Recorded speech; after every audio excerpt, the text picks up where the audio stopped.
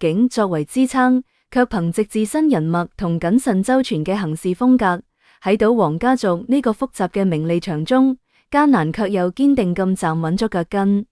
時光匆匆流轉，20年後，已然72歲嘅陳婉珍，手握數十億遺產，成為眾人眼中財富同地位嘅象徵。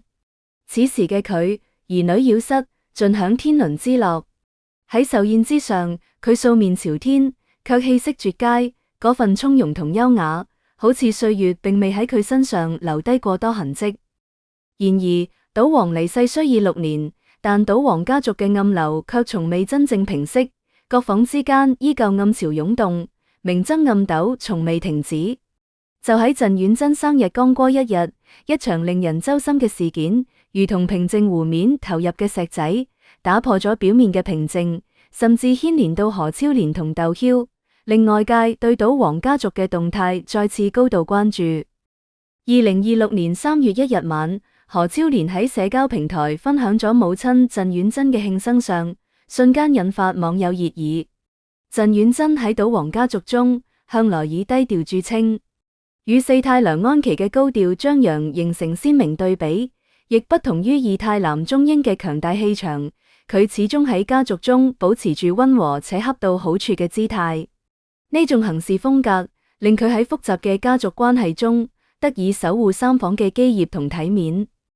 此次72歲生日，陳婉珍依舊延續咗低調嘅行事風格。佢冇選擇大操大辦，而係精心籌備咗一場小型家宴，邀請嘅皆係至親好友，力求營造出低調溫馨嘅氛圍。宋何超蓮晒出嘅現場相入面可以睇到，陳婉珍嘅打扮簡約而不失優雅。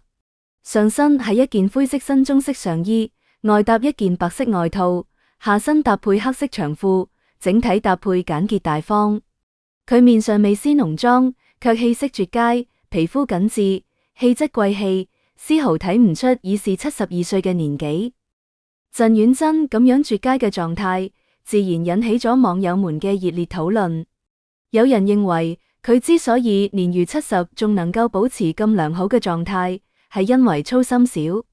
早年，陳婉珍作為賭王原配黎婉花嘅私人看護，與賭王相識，出身貧窮嘅佢，從此命運發生咗巨大轉變，過上優渥生活。但鮮為人知嘅係，陳婉珍能夠結識賭王，並非僅僅依靠運氣，其中亦少唔咗自己精心經營嘅人脈。陳婉珍當時只係一名普通醫院護士，然而佢嘅家姐陳婉芳素有澳門貴婦之稱。陳婉芳唔單止喺社交場合中游刃有餘，仲認咗二太男鐘英嘅父親做乾爹，呢一層關係令佢喺賭王家族嘅社交圈中佔據咗一席之地。此外，陳婉珍嘅前夫係賭王姐姐嘅次子，憑藉呢啲複雜而微妙嘅人脈關係，陳婉珍獲得咗進入賭王家族嘅入場券。1985年9月，賭王以陳婉珍嘅名義買下2套豪宅，呢舉動無疑係對外界承認咗陳婉珍三太嘅名分。然而，1986年，陳婉珍入門仲未夠1年，賭王就又有了四太梁安琪。喺賭王家族各房太太嘅明爭暗鬥中，三太陳婉珍好似始終置身事外，唔參與其中。有人稱讚佢明哲保身，懂得喺複雜嘅局勢中保護自己同家族利益，亦有人質疑佢手段唔夠，喺激烈嘅競爭中顯得過於軟弱。但無論外界點評價，陳婉珍始終堅守自己嘅低調風格，唔為外界輿論所動。賭王88歲住院時，家族內部暗流湧動，二太同四太忙住爭遺產，各懷心思，而陳婉珍卻回歸老本行，好似一名盡職盡責嘅護工咁，喺醫院盡心盡力咁照顧丈夫。佢嘅嗰份真心與付出，何鴻燊睇喺眼入面，記喺心入面。為咗表達對陳婉珍嘅感激同認可，當即送咗佢一條絕版嘅車牌項鏈。呢條項鏈唔單止係物質上嘅贈與，更係對陳婉珍多年嚟默默付出嘅肯定。多年嘅豪門生活令陳婉珍逐漸摸索出一套屬於自己嘅生存法則。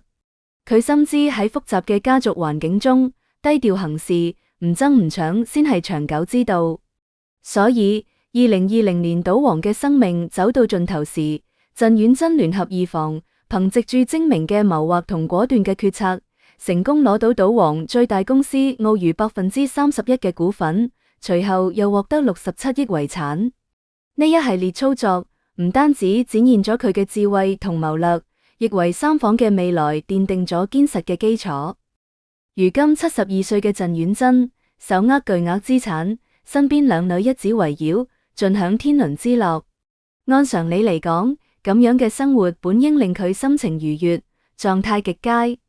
然而生日宴剛過一日，令人擔心嘅事就發生咗。家宴現場原本係一幅溫馨和諧嘅畫面，何超雲、何超蓮、何猷啟三個仔女齊齊到場，佢哋全程陪伴喺母親身邊，為母親慶生。長女何超雲素顏出鏡，狀態鬆弛自然，展現出一種隨性灑脫嘅氣質。幼子何猷啟身着黃色上衣，活力十足，為現場增添咗一抹亮色。何超蓮則戴住鴨舌帽，比爺微笑，樣貌俏皮可愛，一家人同康嘅畫面十分和睦。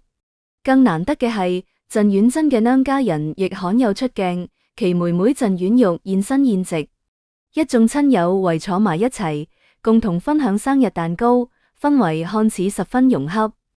呢場冇序章排場，唯有親情陪伴嘅生日宴，本應收穫外界嘅一致祝福，然而因為竇驍嘅缺席，事情嘅發展徹底偏離咗預期嘅軌道。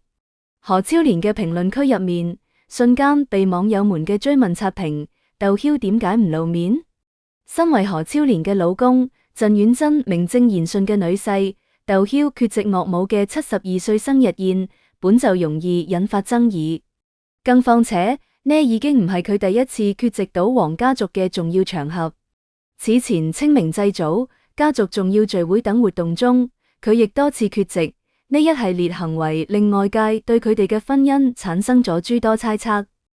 自從兩人結婚之後，婚變傳聞就從未停過。據講，竇驍何超蓮嘅豪華婚禮費用由竇驍承擔。喺普通人睇來，婚禮花費由男方出本係再正常不過嘅事，但賭王家族背景過於特殊，其財富同地位遠非普通家庭可比，所以喺唔少網友嘅眼入面，竇驍就成為咗吃力不討好嘅豪門局外人，喺家族中難以獲得真正嘅認可同地位。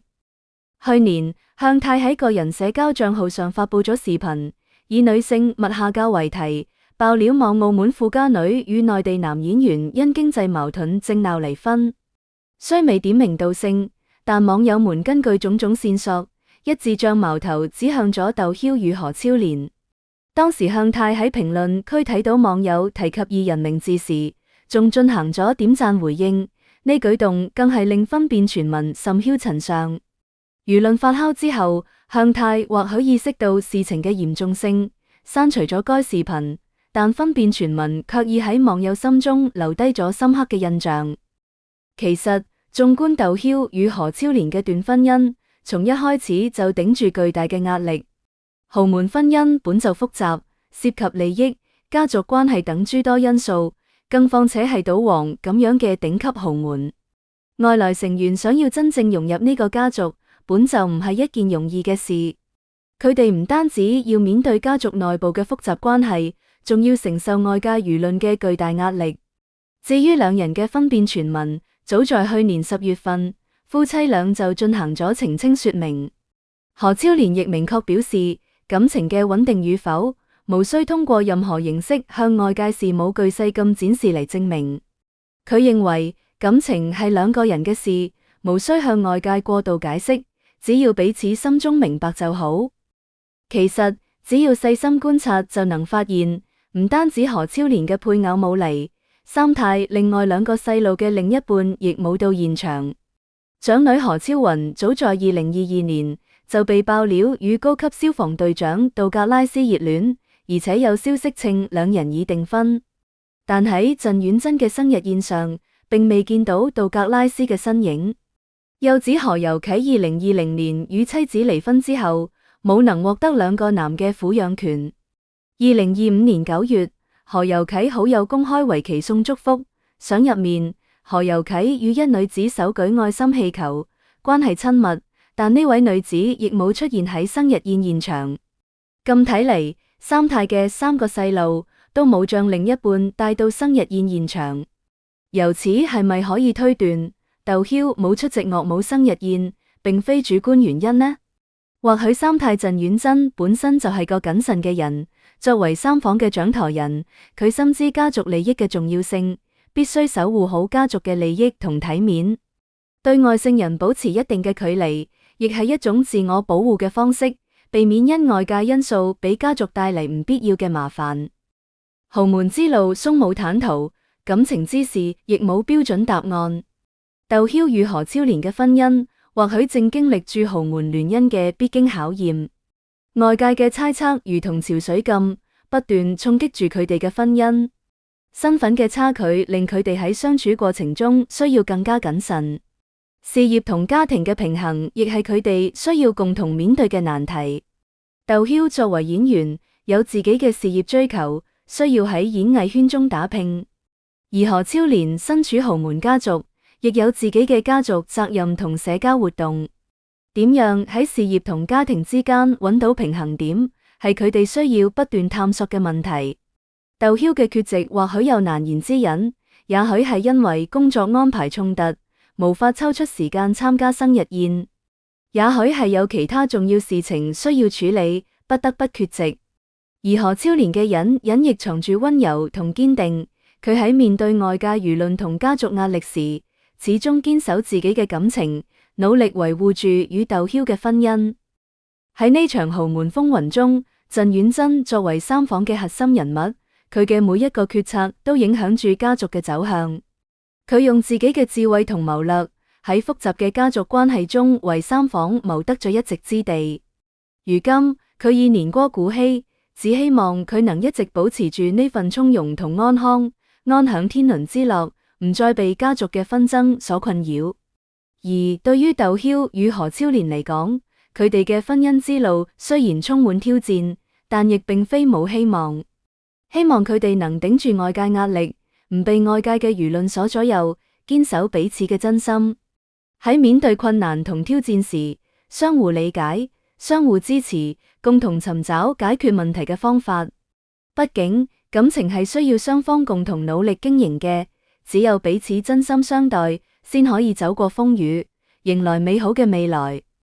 賭王家族嘅故事仲喺繼續，每一個成員嘅命運都好似棋盤上嘅棋子，受到家族利益、外界輿論等多種因素嘅影響。但無論如何，我哋都希望佢哋能喺複雜嘅環境中揾到屬於自己嘅幸福，書寫屬於自己嘅精彩人生。好咗，以上係本期嘅內容。如果你鍾意我哋嘅節目，歡迎訂閱、點讚、轉發，感謝大家嘅支持。